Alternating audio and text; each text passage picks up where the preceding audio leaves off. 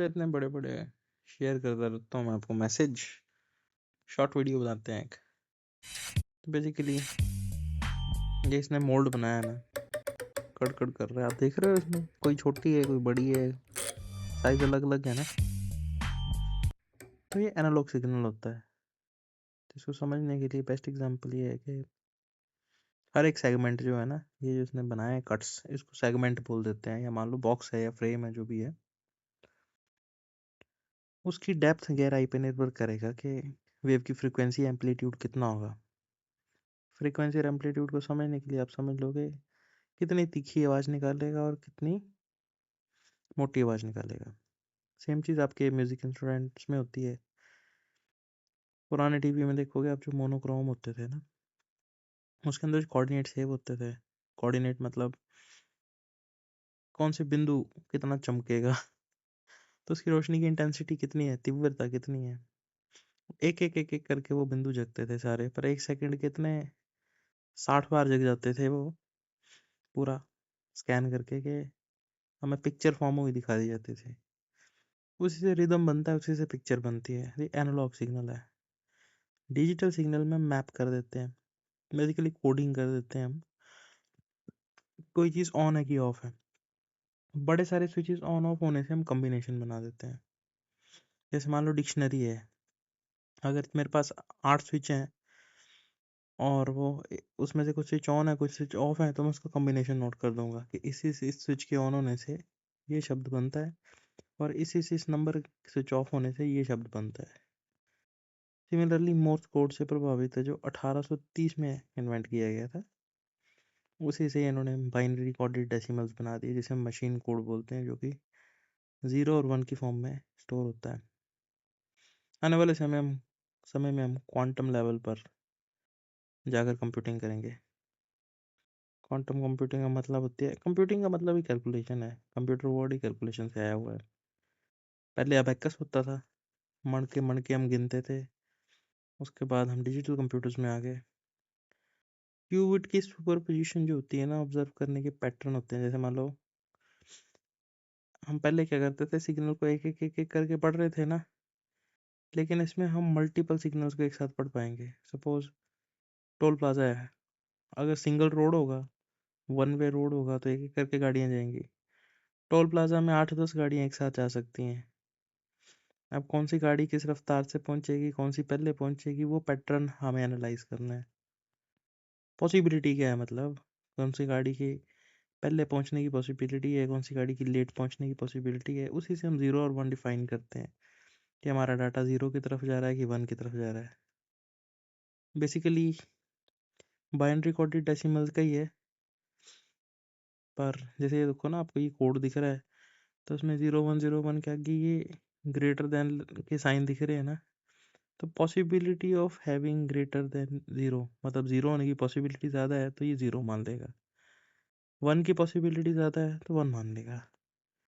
Basically quantum bit इतना सूक्ष्म है कि मतलब इलेक्ट्रॉन से भी ज़्यादा हम बारीक लेवल पे जाके समझ रहे हैं चीज़ों को। तो इसमें हम सुपरपोजिशंस को स्टडी कर रहे हैं क्यूबिट्स की। एक फंडा होता है क्वांटम इंटेंगलमेंट, और 2-3 रूल्स होते हैं क्वांटम मैकेनिक्स के। वो अपनी पोजीशन को चेंज कर लेते हैं, क्वांटम इंटेंगल्ड होते हैं, एक से टोटली ऑपोजिट साइड में होते हैं।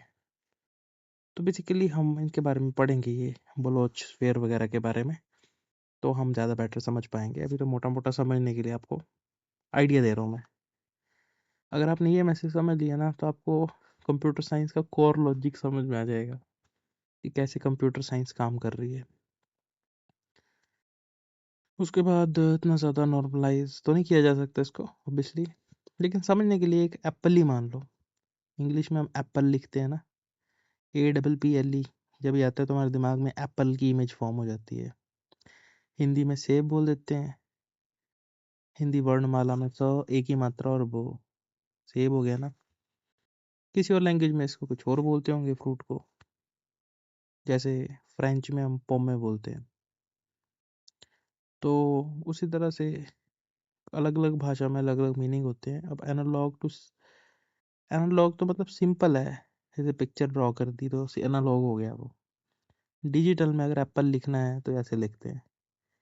ए का कोड है 011 00101, पी का कोड है 0001000100010। ये पी हो गया। दोबारा से पी का यही कोड है, फिर एल का भी ये कोड आ गया, ई का ये कोड आ गया। अगर ये लंबा सा कोड एग्जीक्यूट होगा तो कंप्यूटर पढ़ेगा उसको एप्पल। और अगर क्यूबिट में लिखना है, ए का कोड ये है, बी का कोड ये है, पी का कोड ये है, एल ई का कोड ये है। तो ये एक बेसिकली आप देख रहे हो कि बाइनरी सिग्नल ही जनरेट कर रहा है। मतलब एग्जैक्टली बाइनरी तो नहीं है, पर मिलता जुलता ही है, 0101 की फॉर्म है, लेकिन सुपर पोजिशंस बना रहा है ये। जैसे सुपर पोजिशन किस तरफ ज़्यादा है, 0 की तरफ टेंडेंसी है इसकी या 1 की तरफ टेंडेंसी है, किसकी तरफ लीन हो रहा है ज़्यादा, 0 की तरफ लीन हो रहा है, 1 की तरफ झुकाव किसकी तरफ ज़्यादा है, वो चीज़ आएगी हमारी क्यूबिट। देखो क्वांटम कंप्यूटिंग थोड़ा ज़्यादा जटिल प्रोसेस है, तो इसको आप ऐसे मत सोचो कि 7-8 मिनट के वीडियो में आपको समझ आ जाएगा। पेशेंस रखो थोड़ा। तो बस बेसिकली यही है कि क्यूबिट्स को समझने के लिए हम पॉसिबिलिटी देखते हैं कि किसकी तरफ रुझान ज़्यादा है। जैसे हमारे नंबर्स होते हैं ना, 0.5 से पीछे हो तो हम उसको पिछली वाली टर्म मान लेते हैं, 0.5 से आगे हो तो उसको हम अगला वाला नंबर मान लेते हैं। क्वांटम कंप्यूटिंग का भी सिमिलर इसी तरह का फंडा है।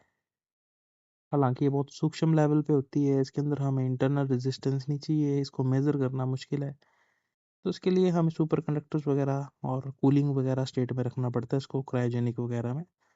अभी भी रिसर्च जारी है इस पे। बट आपको कन्वेंशनल कंप्यूटिंग का आइडिया होगा, एनालॉग सिग्नल का आइडिया होगा, तो आप, मेरे को लगता है कि काफ़ी एक रोबस्ट तरीके से कंप्यूटर साइंस को समझ पाएंगे। अब कोडिंग करने और डिकोडिंग करने के तरीके अलग अलग हो सकते हैं, उसमें फिर कभी बात करेंगे हम कि कैसे इसको रीड और राइट किया जाता है सिग्नल को। फिलहाल तो बस इतना सा लॉजिक है कि कन्वेंशनल मेथड जो थे ना, उस हिसाब से पहले तो हम सेब उठा लेते थे, बोल देते थे ये सेब है, फिर हमने सिंबल ड्रॉ करने शुरू कर दिया, ये सेब है, फिर हमने लिपि वर्णमाला याद कर ली, हिंदी, इंग्लिश, उर्दू, फारसी, फ्रेंच, रशियन, जो भी तरह की लैंग्वेज है उसमें हमने उसको लिखना शुरू कर दिया। पहले पत्तों पे, पत्थरों पे, पेन और पेपर पे, कंप्यूटर पे, नोटपैड पे। अब तो हम प्रॉपर लैंग्वेज का यूज़ करते हैं, नॉन वर्बल और वर्बल लैंग्वेज होती है। फिर उसके बाद बीसीडी कोड आ गया, तो बीसीडी कोड में 0101 की शेप में हो गया, आपको मैं बता चुका हूँ इसका कोड ये होता है। फिर उसके बाद क्यूबिट आ गया, इसकी प्रोबेबिलिटी के आधार पर 0101 होता है, आपको ये दिख रहा है ग्रेटर देन साइन लगे, मतलब इसकी प्रोबेबिलिटी ज़्यादा है।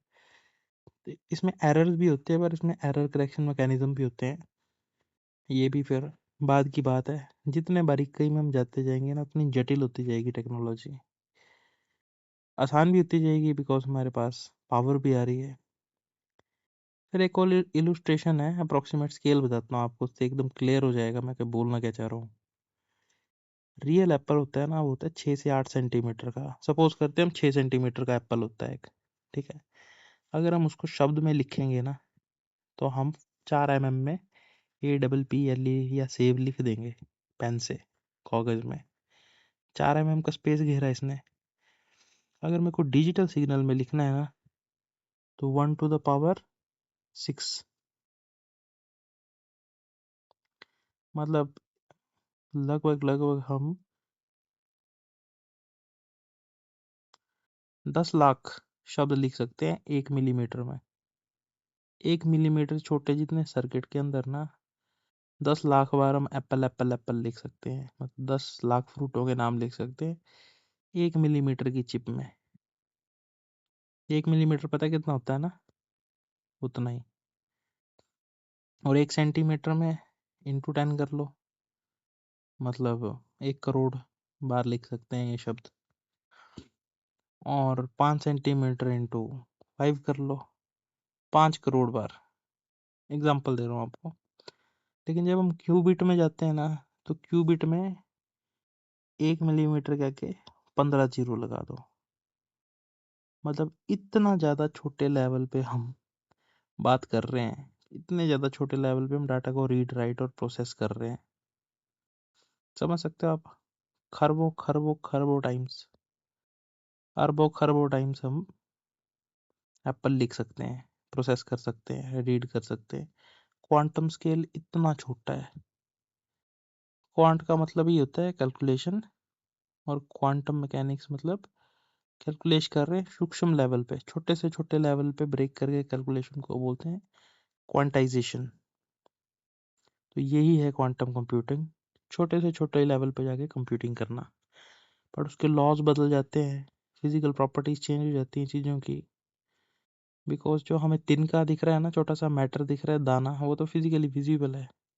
इलेक्ट्रॉन को हम अज्यूम कर रहे हैं, कंप्यूटिंग में हम इलेक्ट्रॉन लेवल तक पहुंच गए हैं, लेकिन क्वांटम कंप्यूटर में तो हम उससे भी ज़्यादा जा रहे हैं। क्या पता कल को स्ट्रिंग थ्योरी में घुस जाए हम डाटा को डिकोड करने के लिए। तो ये तो चलो बात की बातें हैं, बेसिकली तो यही था। आई होप इससे आपको काफ़ी क्लैरिटी मिली होगी कंप्यूटिंग काम कैसे करती है, कंप्यूटर साइंस क्या चीज़ है।